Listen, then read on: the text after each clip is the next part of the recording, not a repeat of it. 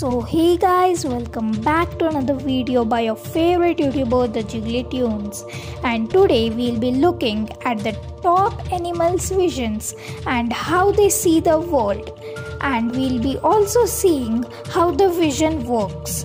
And don't forget to like, subscribe and share, because according to statistics only 30% of them are subscribed. So without wasting any much more time, let's start the topic, the vision of animals.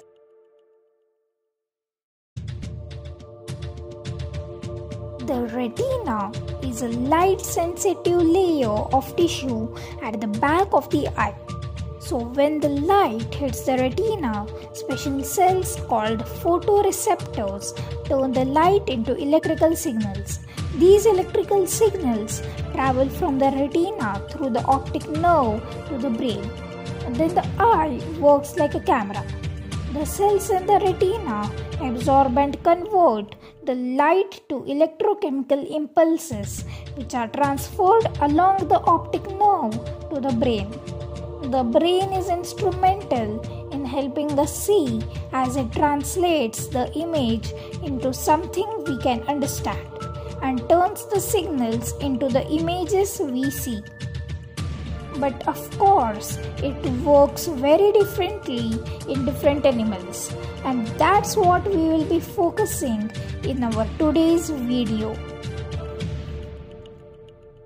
On number 1 in this list, we have the geckos. Humans don't see colors very well or even at all in low light. This is because our cone cells function best in relatively bright light. That's not the case in geckos. Geckos have an excellent color vision at night, a useful advantage for a nocturnal hunter. 2 specimens of the nocturnal helmet gecko were able to differentiate blue from grey patterns by color alone. Experiments were performed at 0.002, a light intensity similar to dim moonlight. We conclude that nocturnal geckos can use cone-based color vision at very dim light levels. When humans rely on color-blind rod visions, geckos also have monocular vision, in which both eyes are used separately. Let's head to the number 2. On number 2 of this list, we have the jumping spider. They have excellent vision from 8 pairs of eyes and help them to hunt. When they spot potential prey, they pounce.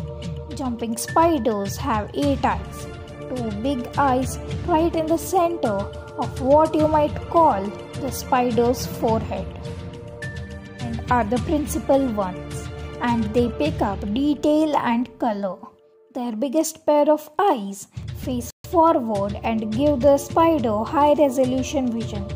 The other smaller eyes are used for peripheral vision and detecting motion. Jumping spiders can see broader spectrum of colors than we can. They even have pigments sensitive to ultraviolet light, so they are able to see more details in this flower's petals than we. On number 3 of this list, we have the giant clams. Adult giant clams are completely stationary, having attached themselves to rocks or coral. They observe the world through several hundred tiny pinhole eyes along the edge of their soft bodies. Pinhole eyes are the shape of a deep cup and have a narrow opening, but no lens. They are just one of an enormous variety of eyes owned by molluscs, animals such as slugs, snails, oysters and octopuses, which demonstrate different steps in eye evolution. Although giant clams are sensitive to 3 different colors of light, they are unable to combine the information. Instead, they see colorful but unidentified images. However, their eyes are able to detect nearby movement, so that the clams can take action by either squirting a jet of water to startle a potential predator or by closing their shell. A potential predator to the clams means the fish or birds. This special type of vision can be called as a shadow response.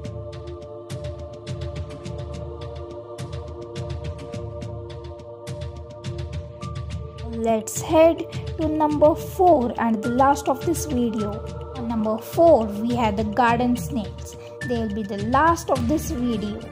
Although the eyes of garden snails can't focus or see color, they would just about be able to make out this other snail moving past or a predator approaching. The snail's ability to discern different intensities of light helps it navigate towards dark places. Actually, a snail's pinhole eye is even slightly improved. The eye's internal cavity is filled by a refractive gelatinous secretion, breaking the light rays. As a consequence, the visible image is brighter. In terrestrial pelluminate gastropods, eye spots are present at the tips of the tentacles in styla metaphora or at the base of the tentacles in the bassa metaphora. These eye spots range from simple ocelli that cannot project an image, simply distinguishing light and dark, to more complex pit and even lens size.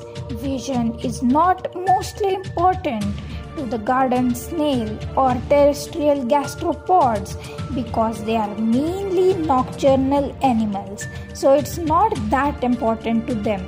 The vision is very much sufficient for a garden snail.